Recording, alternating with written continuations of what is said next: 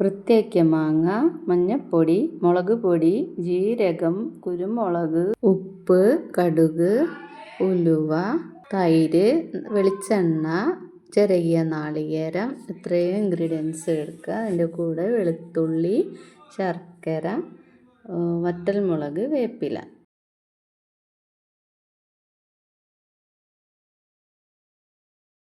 നമ്മുടെ ഇൻഗ്രീഡിയൻസ് ഒക്കെ ശരിയായതിന് ശേഷം നമ്മൾ ചട്ടി എടുക്കുക.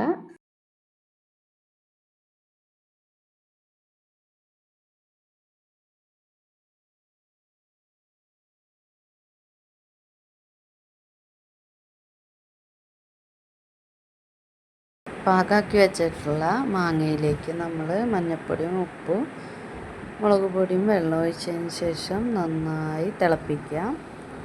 അത് വേവണ വരെ നമ്മൾ വെള്ളത്തിൽ ഏകദേശം ഒരു മാങ്ങ മുങ്ങിക്കിടക്കുന്നതാണ് അതിൻ്റെ അളവ്.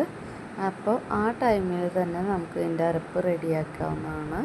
ഇതിലേക്ക് നമുക്ക് നാളികേരം, ഒരു 1/4 ടീസ്പൂണോളം കുരുമുളക്, 2 നുള്ള് ജീരകം, പിന്നെ നമ്മൾ എടുത്ത് വെച്ചിരിക്കുന്ന 2 വെളുത്തുള്ളി, ഇത്രയും ഇട്ട് വെള്ളവും ഒഴിച്ച് നന്നായി അരച്ചെടുക്കുക.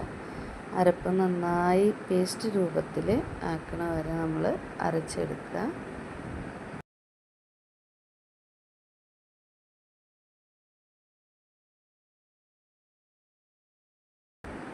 അതിനുശേഷം 2 പച്ചമുളക് കീറി ഇട്ടിട്ടുണ്ട്. എരിവ് നമുക്ക് പാകത്തിന് കൂട്ടണമെങ്കിൽ കുറയ്ക്കണമെങ്കിൽ ചെയ്യാവുന്നൊരു കാര്യമാണ് പച്ചമുളക് ഇടുക. അതുപോലെ പച്ചമുളക് ഞാൻ കീറിയിട്ടു. അരപ്പൊഴിച്ച് നന്നായി തിളപ്പിക്കുക. ഒന്ന് മാങ്ങയിലേക്ക് അരപ്പിൻ്റെ ടേസ്റ്റൊക്കെ പിടിക്കുന്ന വരെ ചെയ്യുക. അതിന് ശേഷം ചെറിയൊരു മധുരത്തിന് വേണ്ടിയിട്ട് ശർക്കര ഒന്ന് പൊടിച്ചിട്ടിട്ടുണ്ട്. അതൊന്ന് ശരിയാകുമ്പോൾ നമ്മൾ എടുത്ത് വെച്ചിരിക്കുന്ന തൈര്, പുളിക്കനുസരിച്ചുള്ള തൈര് കറിയിലേക്ക് ഒഴിക്കുക. അത് ഒരുമിച്ച് വല്ലാതെ തിളയ്ക്കരുത്, ഒരു ചെറിയ ചൂടാകുമ്പോൾ നിർത്തുക. അതിനുശേഷം നമുക്ക് ചീഞ്ചട്ടി വെച്ചിട്ട് അതിലേക്ക് നമ്മൾ മുളക് താളിച്ചൊഴിക്കാം. അതിന് വേണ്ടിയിട്ട് ചൂടായ വെളിച്ചെണ്ണയിലേക്ക് കടുക് 1 ടീസ്പൂൺ, ഉലുവ 2 മണി ഉലുവ, 2 വറ്റൽമുളക്, അത് പൊട്ടിയതിന് ശേഷം വറ്റൽമുളക്, 2 വേപ്പില, ഇത്രയിട്ട് നമുക്ക് അതിനെ താളിച്ചെടുക്കാവുന്നതാണ്. അപ്പോൾ നല്ല സ്വാദിഷ്ടമായ മാമ്പഴ പുളിശ്ശേരി നമുക്ക് കിട്ടും.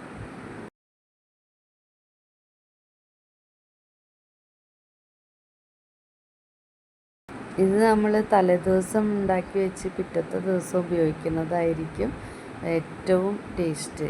മോര് കറികളെല്ലാം തന്നെ ഏകദേശം അങ്ങനെയാണ്. നമ്മൾ തലേദിവസം ഉണ്ടാക്കിയാൽ അതിന് ടേസ്റ്റ് കൂടും. നമ്മുടെ സ്വാദിഷ്ടമായ മാമ്പഴപ്പുളിശ്ശേരി റെഡി ആയിട്ടുണ്ട്. എല്ലാവരും ഉണ്ടാക്കി നോക്കി അഭിപ്രായം പറയുക.